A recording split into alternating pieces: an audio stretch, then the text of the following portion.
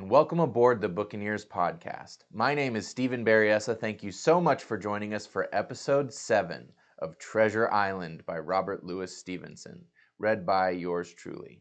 If you're just now joining us, click the link above for the other videos. Otherwise, enjoy. Damn your eyes, heave-ho! 15 men on a dead man's chest. Yo-ho-ho and a bottle of rum. Drink and the devil had done for the rest. Yo-ho-ho and a bottle of rum.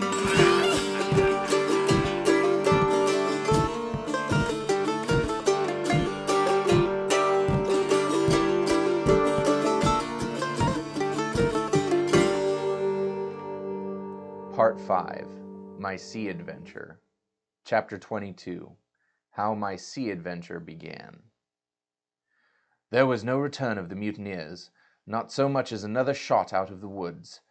They had got their ration for the day, as the captain put it, and we had the place to ourselves and a quiet time to overhaul the wounded and get dinner. Squire and I cooked outside in spite of the danger, and even outside we could hardly tell what we were at, for horror of the loud groans that reached us from the doctor's patients. Out of the 8 men who had fallen in the action, only 3 still breathed, that one of the pirates who had been shot at the loophole, Hunter, and Captain Smollett, and of these the first 2 were good as dead. The mutineer indeed died under the doctor's knife, and Hunter, do what we could, never recovered consciousness in this world. He lingered all day, breathing loudly like the old buccaneer at home in his apoplectic fit, but the bones of his chest had been crushed by the blow, and his skull fractured in falling, and some time in the following night, without sign or sound, he went to his Maker. As for the captain, his wounds were grievous indeed, but not dangerous. No organ was fatally injured. Anderson's ball, for it was Job that shot him first, had broken his shoulder blade and touched the lung, not badly. The second had only torn and displaced some muscles in the calf. He was sure to recover, the doctor said, but in the meantime and for weeks to come he must not walk, nor move his arm, nor so much as speak when he could help it. My own accidental cut across the knuckles was a flea bite. Dr. Livesey patched it with plaster and pulled my ears for me into the bargain. After dinner the squire and the doctor sat by the captain's side a while in consultation, and while they had talked to their heart's content, it being then a little past noon, the doctor took up his hat and pistols, girt on a cutlass, put the chart into his pocket, and with a musket over his shoulder crossed the palisade on the north side and set off briskly through the trees.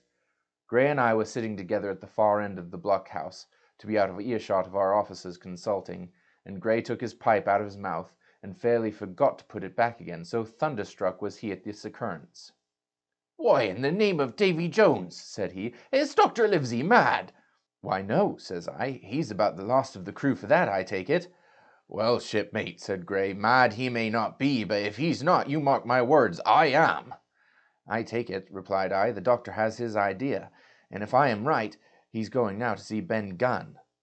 I was right, as appeared later, but in the meantime, the house being stifling hot and the little patch of sand inside the palisade ablaze with midday sun, I began to get another thought into my head, which was not by any means so right.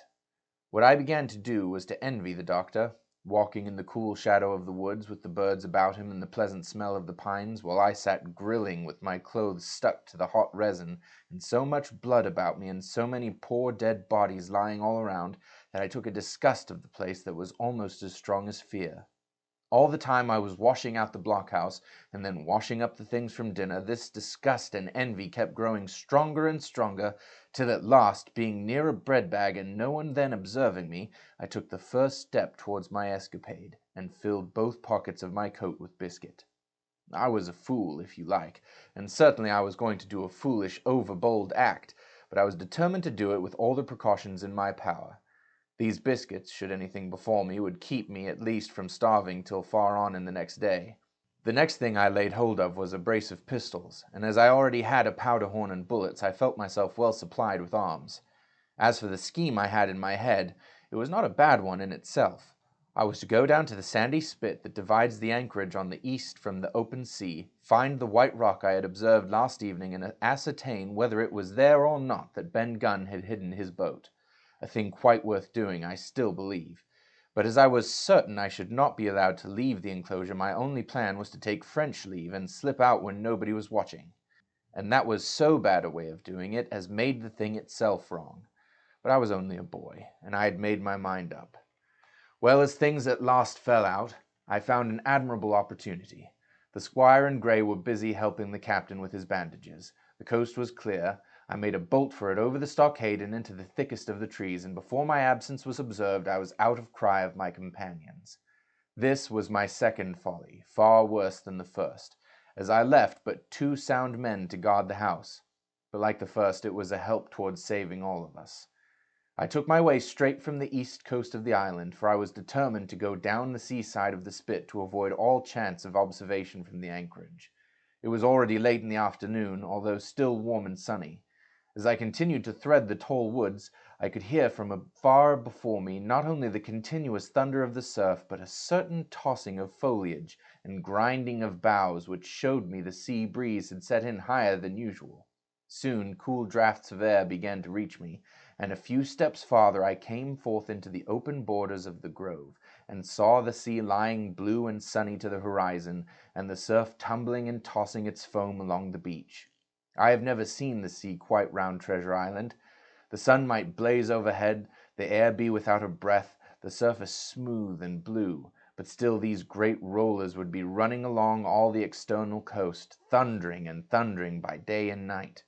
And I scarce believe there is one spot in the island where a man would be out of earshot of their noise. I walked along beside the surf with great enjoyment, till, thinking I was now got far enough to the south, I took the cover of some thick bushes and crept warily up to the ridge of the spit.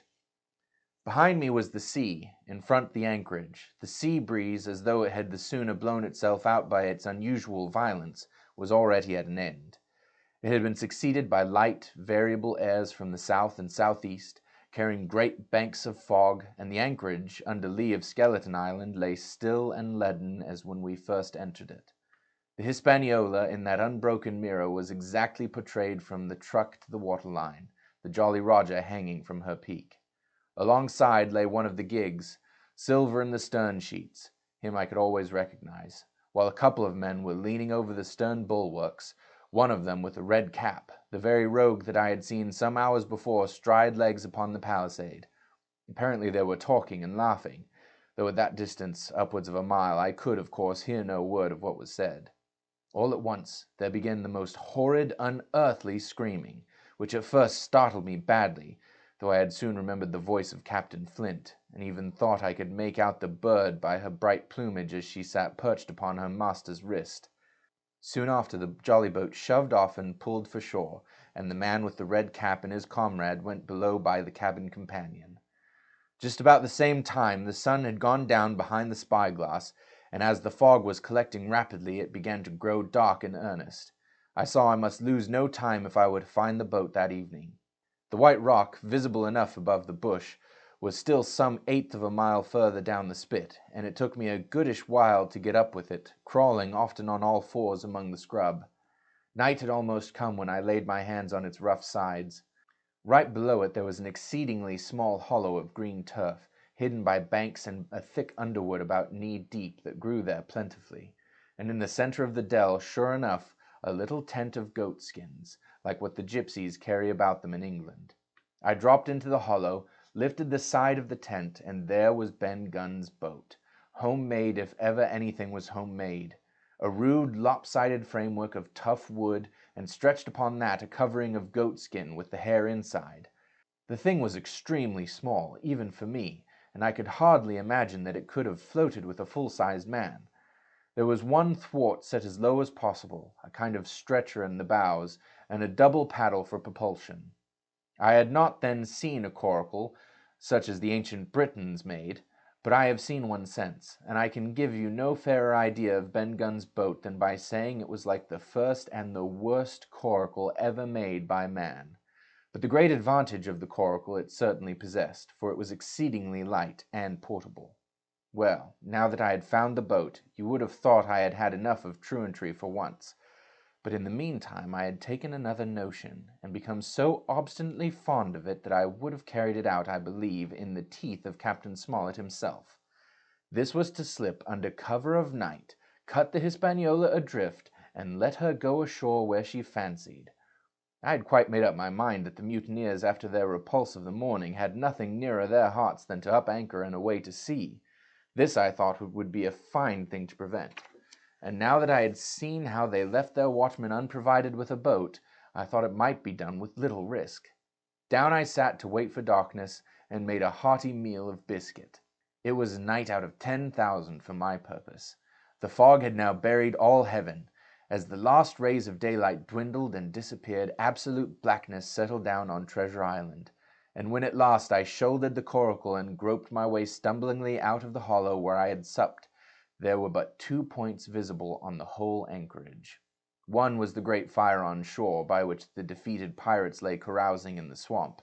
The other a mere blur of light upon the darkness, indicating the position of the anchored ship. She had swung round to the ebb. Her bow was now towards me. The only lights on board were in the cabin, and what I saw was merely a reflection on the fog of the strong rays that flowed from the stern window. The ebb had already run some time, and I had to wade through a long belt of swampy sand, where I sank several times above the ankle, before I came to the edge of the retreating water, and wading a little way in, with some strength and dexterity, set my coracle keel downwards on the surface. Chapter 23. The Ebb Tide Runs. The Coracle, as I had ample reason to know before I was done with her, was a very safe boat for a person of my height and weight, both buoyant and clever in a sea way. But she was the most cross-grained, lopsided craft to manage. Do as you please, she always made more leeway than anything else, and turning round and round was the maneuver she was best at. Even Ben Gunn himself had admitted she was queer to handle till you knew her way. Certainly I did not know her way. She turned in every direction but the one I was bound to go. The most part of the time we were broadside on, and I am very sure I never should have made the ship at all but for the tide. By good fortune, paddle as I pleased, the tide was still sweeping me down, and there lay the Hispaniola right in the fairway, hardly to be missed. First she loomed before me like a blot of something yet blacker than darkness. Then her spars and hull began to take shape, and the next moment, as it seemed, for the farther I went, the brisker grew the current of the ebb. I was alongside of her hawser and had laid hold. The hawser was as taut as a bowstring, so strong she pulled upon her anchor. All round the hull, in the blackness, the rippling current bubbled and chattered like a little mountain stream. One cut with my sea gully and the Hispaniola would go humming down the tide. So far so good. But it next occurred to my recollection that a taut hawser suddenly cut is a thing as dangerous as a kicking horse. 10 to 1 if I was so foolhardy as to cut the Hispaniola from her anchor, and I and the Coracle would be knocked clean out of the water. This brought me to a full stop, and if fortune had not again particularly favored me, I should have had to abandon my design. But the light airs which had begun blowing from the southeast and south had hauled round after nightfall into the southwest. Just while I was meditating, a puff came, caught the Hispaniola, and forced her up into the current, and to my great joy I felt the hawser slacken into my grasp, and the hand by which I held it dip for a second under the water. With that I made my mind up, took out my gully, opened it with my teeth, and cut one strand after another till the vessel only swung by 2. Then I lay quiet, waiting to sever these last when the strain should be once more lightened by a breath of wind. All this time I had heard the sound of loud voices from the cabin, but to say truth, my mind was so entirely taken up with other thoughts that I had scarcely given ear. Now, however, when I had nothing else to do, I began to pay more heed. One I recognized was the coxswain's, Israel Hands. That had been Flint's gunner in former days. The other was, of course, my friend of the red nightcap. Both men were plainly the worse of drink, and they were still drinking, for even while I was listening, one of them with a drunken cry opened the stern window and threw out something, which I divined to be an empty bottle. But they were not only tipsy, it was plain they were furiously angry.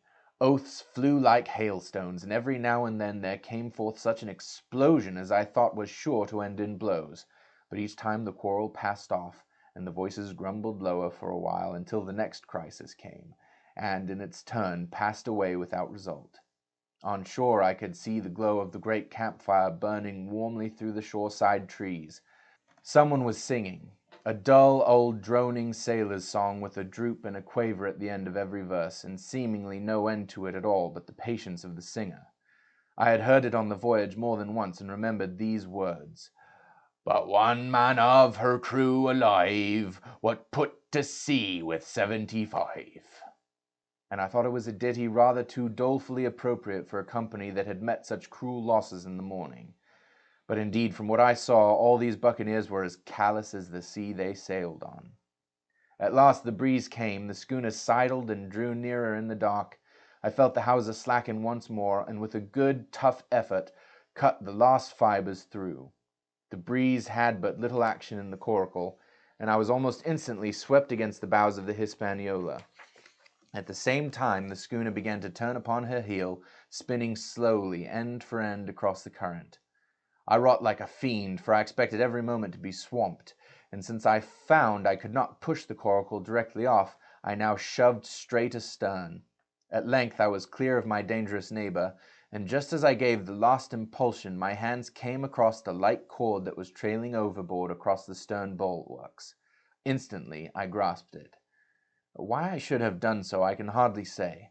It was at first mere instinct, but once I had it in my hands and found it fast, curiosity began to get the upper hand, and I determined I should have one look through the cabin window. I pulled in hand over hand on the cord, and when I judged myself near enough, rose at infinite risk to about half my height, and thus commanded the roof and a slice of the interior of the cabin. By this time the schooner and her little consort were gliding pretty swiftly through the water. Indeed, we had already fetched up level with the campfire. The ship was talking, as sailors say, loudly, treading the innumerable ripples with an incessant weltering splash, and until I got my eye above the window-sill I could not comprehend why the watchman had taken no alarm. One glance, however, was sufficient, and it was only one glance that I durst take from that unsteady skiff. It showed me Hans and his companion locked together in deadly wrestle, each with a hand upon the other's throat. I dropped upon the thwart again, none too soon, for I was near overboard. I could see nothing for a moment but these two furious and crimsoned faces swaying together under the smoky lamp, and I shut my eyes to let them grow once more familiar with the darkness. The endless ballad had come to an end at last, and the whole diminished company about the campfire had broken into the chorus I had heard so often.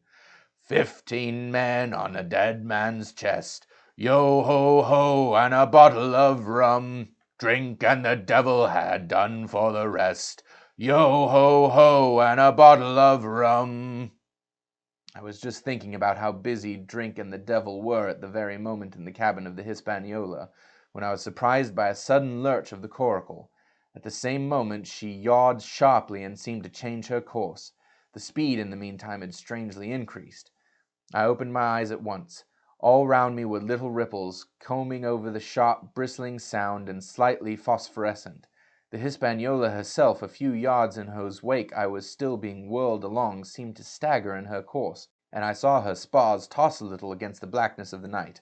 Nay, as I looked longer, I made sure she was also wheeling to the southward. I glanced over my shoulder, and my heart jumped against my ribs. There, right behind me, was the glow of the campfire.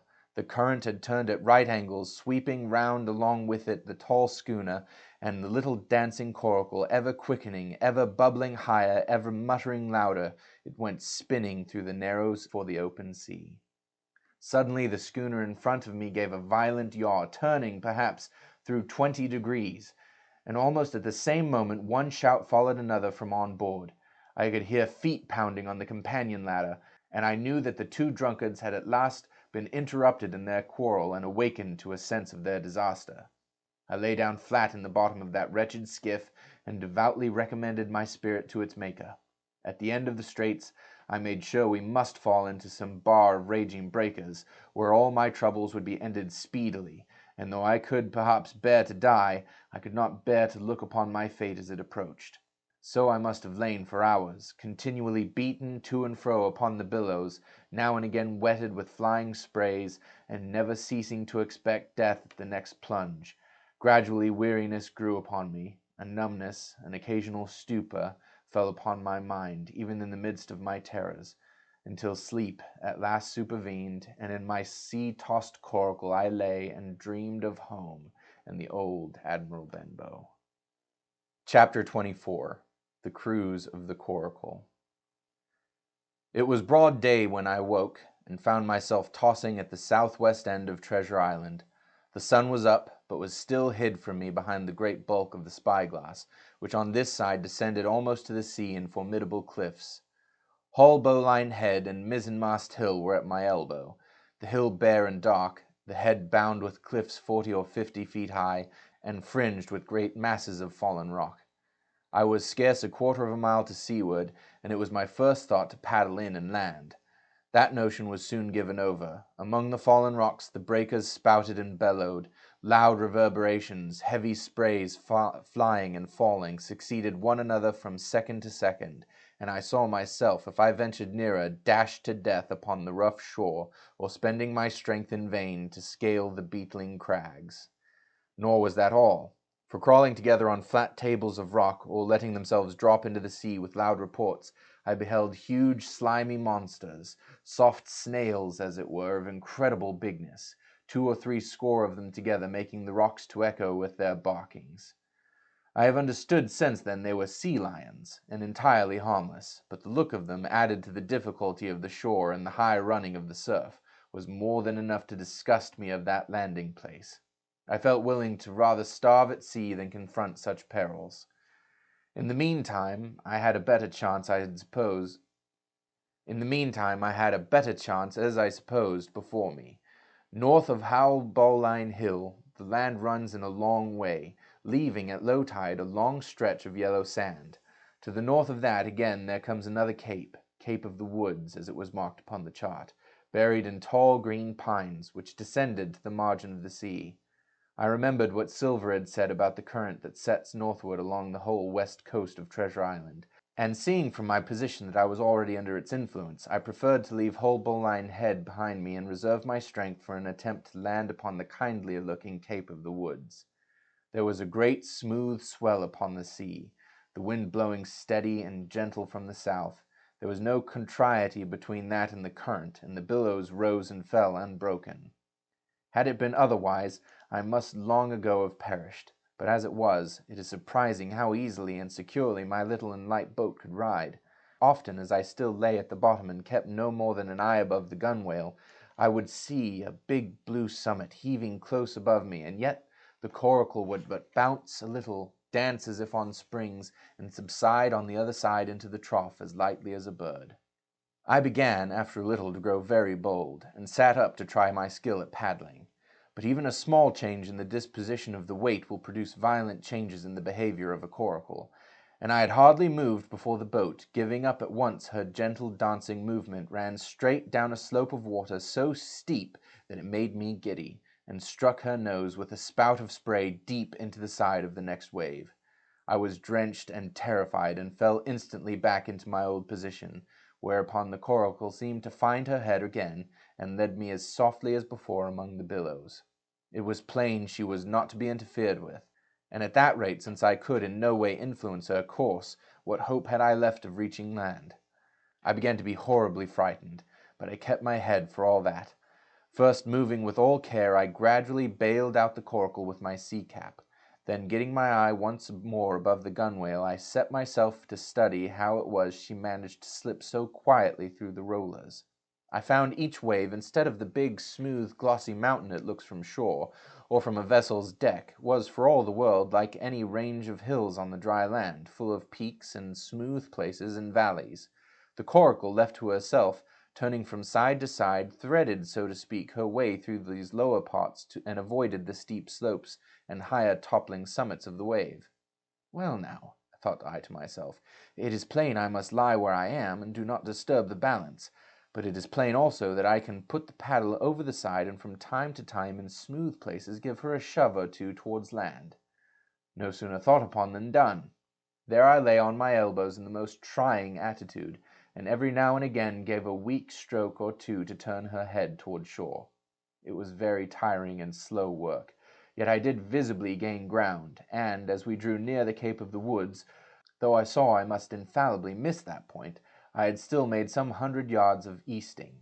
I was indeed close in. I could see the cool green treetops swaying together in the breeze, and I felt sure I should make the next promontory without fail. It was high time, for I now began to be tortured with thirst. The glow of the sun from above, its thousand-fold reflection from the waves, the sea water that fell and dried upon me, caking my very lips with salt, combined to make my throat burn and my brain ache. The sight of the trees so near at hand had almost made me sick with longing, but the current had soon carried me past the point, and as the next reach of sea opened out, I beheld a sight that changed the nature of my thoughts. Right in front of me, not half a mile away, I beheld the Hispaniola under sail. I made sure, of course, that I should be taken, but I was so distressed for want of water that I scarce knew whether to be glad or sorry at the thought, and long before I had come to a conclusion, surprise had taken entire possession of my mind, and I could do nothing but stare and wonder. The Hispaniola was under her mainsail and 2 jibs, and the beautiful white canvas shone in the sun like snow or silver. When I first sighted her, all her sails were drawing. She was lying a course about northwest, and I presumed the men on board were going round the island on their way back to the anchorage. Presently she began to fetch more and more to the westward, so that I thought they had sighted me and were going about in chase. At last, however, she fell right into the wind's eye, was taken dead aback, and stood there a while helpless, with her sails shivering. "Clumsy fellows," said I, "they must be still drunk as owls." And I thought how Captain Smollett would have set them skipping. Meanwhile the schooner gradually fell off and filled again upon another tack, sailed swiftly for a minute or so, and brought up once more dead in the wind's eye. Again and again was this repeated, to and fro, up and down, north, south, east, and west. The Hispaniola sailed by swoops and dashes, and at each repetition ended as she'd begun, with idly flapping canvas. It became clear to me that nobody was steering. And if so, where were the men? Either they were dead drunk or had deserted her. I thought, and perhaps if I could get on board, I might return the vessel to her captain. The current was bearing Coracle and schooner southward at an equal rate. As for the latter's sailing, it was so wild and intermittent, and she hung each time so long in irons, that she certainly gained nothing, if she did not even lose. If only I dared to sit up and paddle, I made sure that I could overhaul her. The scheme had an air of advantage that inspired me, and the thought of the water breaker beside the fore companion doubled my growing courage. Up I got, was welcomed almost instantly by another cloud of spray, but this time stuck to my purpose, and set myself with all my strength and caution to paddle after the unsteered Hispaniola. Once I shipped a sea so heavy that I ought to stop and bail, with my heart fluttering like a bird, but gradually I got into the way of the thing, and guided my coracle among the waves, with only now and then a blow upon her bows and a dash of foam in my face. I was now gaining rapidly on the schooner. I could see the brass glisten on the tiller as it banged about, and still no soul appeared upon her decks. I could not choose but suppose she was deserted. If not, the men were lying drunk below, where I might batten them down, perhaps, and do what I chose with the ship. For some time she had been doing the worst thing possible for me, standing still. She headed nearly due south, yawing, of course, all the time. Each time she fell off, her sails partly filled, and these brought her in a moment right to the wind again. I have said this was the worst thing possible for me, for helpless as she looked in this situation, with the canvas cracking like cannon and the blocks trundling and banging on the deck, she still continued to run away from me, not only with the speed of the current, but by the whole amount of her leeway, which was naturally great. But now, at last, I had my chance. The breeze fell for some seconds very low, and the current gradually turning her, the Hispaniola revolved slowly round her center, and at last presented me her stern, with the cabin window still gaping open, and the lamp over the table still burning on into the day. The mainsail hung drooped like a banner. She was stock still but for the current. For the last little while I had even lost, but now redoubling my effort, I began once more to overhaul the chase. I was not 100 yards from her when the wind came again in a clap. She filled on the port track and was off again, stooping and skimming like a swallow. My first impulse was one of despair, but my second was towards joy. Round she came till she was broadside on to me, round still till she had covered a half, and then 2/3, and then 3/4 of the distance that separated us. I could see the waves boiling white under her forefoot. Immensely tall she looked to me from my low station in the coracle, And then, of a sudden, I began to comprehend. I had scarce time to think, scarce time to act and save myself. I was on the summit of one swell when the schooner came stooping over the next. The bowsprit was over my head. I sprang to my feet and leaped, stamping the Coracle under water. With one hand I caught the jib boom, while my foot was lodged between the stay and the brace, and as I still clung there, panting, a dull blow told me that the schooner had charged down upon and struck the Coracle, and I was left without retreat on the Hispaniola. Chapter 25. I Strike the Jolly Roger. I had scarce gained a position on the bowsprit when the flying jib flapped and filled upon the other tack with a report like a gun. The schooner trembled to her keel under the reverse, but next moment, the other sails still drawing, the jib flapped back again and hung idle. This had nearly tossed me off into the sea, and now I lost no time, crawled back along the bowsprit, and tumbled head foremost on the deck. I was on the lee side of the forecastle, and the mainsail, which was still drawing, concealed from me a certain portion of the afterdeck. Not a soul was to be seen. The planks, which had not been swabbed since the mutiny, bore the prints of many feet, and an empty bottle broken by the neck tumbled to and fro like a live thing in the scuppers. Suddenly the Hispaniola came right into the wind. The jibs behind me cracked aloud, the rudder slammed to, the whole ship gave a sickening heave and shudder, and at the same moment the main boom swung inboard, the sheet groaning in the blocks, and showed me the lee afterdeck. There were the two watchmen, sure enough. Redcap on his back, as stiff as a handspike, with his hands stretched out like those of a crucifix, and his teeth showing through his open lips. Israel hands propped against the bulwarks, his chin on his chest, his hands laying open before him on the deck, his face as white under its tan as a tallow candle. For a while the ship kept bucking and sidling like a vicious horse, the sails filling, now on one track, now on another, and the boom swinging to and fro till the mast groaned aloud under the strain. Now and again, too, there would come a cloud of light sprays over the bulwark, and a heavy blow of the ship's bows against the swell. So much heavier weather was made of it by this great rigged ship than by my home-made lopsided Coracle, now gone to the bottom of the sea.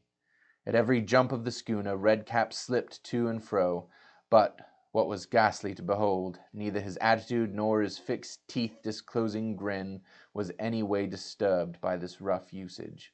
At every jump, too, Hans appeared still more to sink into himself and settle down upon the deck, his feet sliding ever the farther out, and the whole body canting toward the stern, so that his face became little by little hid from me, and at last I could see nothing beyond his ear and the frayed ringlet of one whisker.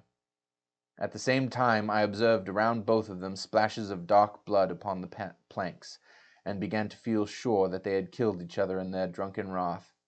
While I was thus looking and wondering, in a calm moment when the ship was still, Israel Hands turned partly round, and, with a low moan, writhed himself back to the position in which I had seen him first. The moan, which was told of pain and deadly weakness, and the way in which his jaw hung open, went right to my heart. But when I remembered the talk I had overheard from the apple barrel, all pity left me. I walked aft until I had reached the mainmast. "Come aboard, Mr. Hands," I said ironically. He rolled his eyes round heavily, but he was too far gone to express surprise. All he could do was utter one word: "Brandy." It occurred to me there was no time to lose, and dodging the boom as it once more lurched across the deck, I slipped aft and down the companion stairs into the cabin. It was such a scene of confusion as you can hardly fancy. All the lockfast places had been broken open in quest of the chart. The floors were thick with mud where ruffians had sat down to drink or consult after waiting in the marshes round their camp. The bulkheads, all painted in clear white and beaded round with gilt, bore a pattern of dirty hands. Dozens of empty bottles clinked together in corners to the rolling of the ship. One of the doctor's medical books lay open on the table, half of the leaves gutted out, I suppose for pipe lights. In the midst of all this, the lamp still cast a smoky glow, obscure and brown as umber. I went into the cellar. All the barrels were gone, and of the bottles a most surprising number had been drunk out and thrown away. Certainly, since the mutiny began, not a man of them could ever have been sober.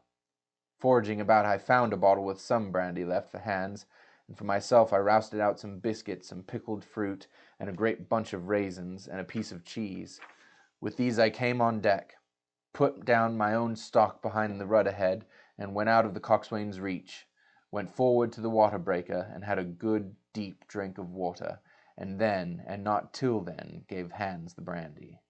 He must have drunk a gill before he took the bottle from his mouth. "Aye," said he, "by thunder, but I wanted some of that." I had sat down already in my own corner and begun to eat. "Much hurt?" I asked him. He grunted, or rather I might say he balked. "If the doctor were aboard," he said, "I'd be right enough in a couple of turns. But I don't have no manner of that luck, you see, and that's what's the matter with me. As for that swab, he's good and dead, he is," he added, indicating the man with the red cap. "He warn't no seaman anyhow. And where might you have come from?" "Well," said I, "I've come aboard to take possession of the ship, Mr. Hans, and you'll please regard me as your captain until further notice." He looked at me sourly enough, but said nothing. Some of the color had come back into his cheeks, though he still looked very sick, and still continued to slip out and settle down as the ship banged about. "By the by," I continued, "I can't have these colors, Mr. Hans, and by your leave I'll strike 'em. Better none than these." And again, dodging the boom, I ran to the color lines, handed down their cursed black flag, and chucked it overboard. "God save the king," said I, waving my cap, "and there's an end to Captain Silver." He watched me keenly and slyly, his chin all the while on his breast. "I reckon," he said at last, "I reckon, Captain Hawkins, you'll kind of want to get ashore now. S'pose we talks?" "Why, yes," says I, "with all my heart, Mr. Hans. Say on." And I went back to my meal with a good appetite. "This man," he began, nodding feebly at the corpse, "O'Brien were his name, a rank Irelander. This man and me got the canvas on her, meaning for to sail her back. Well, he's dead now, he is, as dead as bilge, and who's to sail this ship I don't see. Without I gives you a hint, you ain't that man as far as I can tell. Now look here, you gives me food and drink, and an old scarf or ankercher to tie my wounds up, you do, and I'll tell you how to sail her, and that's about square all around, I take it." "I'll tell you one thing," says I. "I'm not going back to Captain Kidd's anchorage. I mean to get into North Inlet and beach her quietly there." "To be sure you did," he cried. "Why, I ain't sich an infernal lubber after all, I can see, can't I? I've tried my fling, I have, and I've lost, and it's you has the wind of me. North Inlet? Why, I haven't no choice, hadn't I? I'd help you sail her up to Execution Dock, by thunder, so I would." Well, as it seemed to me, there was some sense in this. We struck our bargain on the spot. In 3 minutes I had the Hispaniola sailing easily before the wind along the coast of Treasure Island, with good hopes of turning the northern point ere noon, and beating down again as far as North Inlet before high water, when we might beach her safely and wait till the subsiding tide permitted us to land. Then I lashed the tiller and went below to my own chest, where I got a soft silk handkerchief of my mother's. With this, and with my aid, Hans bound up the great bleeding stab he had received in the thigh, and after he had eaten a little and had to swallow or two more of the brandy, he began to pick up visibly, sat straighter up, spoke louder and clearer, and looked in every way another man. The breeze served us admirably. We skimmed before it like a bird, the coast of the island flashing by, and the view changing every minute. Soon we were past the high lands and bowling beside low, sandy country, sparsely dotted with dwarf pines, and soon we were beyond that again, and had turned the corner of the rocky hill that ends the island on the north. I was greatly elated with my new command, and pleased with the bright sunshiny weather and these different prospects of the coast. I had now plenty of water and good things to eat, and my conscience, which had smitten me hard for my desertion, was quieted by the great conquest I had made. I should, I think, have had nothing left me to desire but for the eyes of the coxswain as they followed me derisively about the deck, and the odd smile that appeared continually on his face. It was a smile that had in it something both of pain and weakness, a haggard old man's smile. But there was, beside that, a grain of derision, a shadow of treachery in his expression as he craftily watched and watched and watched me at my work. Thanks again for joining us. If you liked what you heard, please hit the buttons below, give us a like and a subscribe, and hit that bell icon so you get notified whenever we drop a new video. You can follow the links to find us on Facebook, Instagram, and Twitter. Please share us with your friends and family, and join us next time for the next episode of the Buccaneers podcast.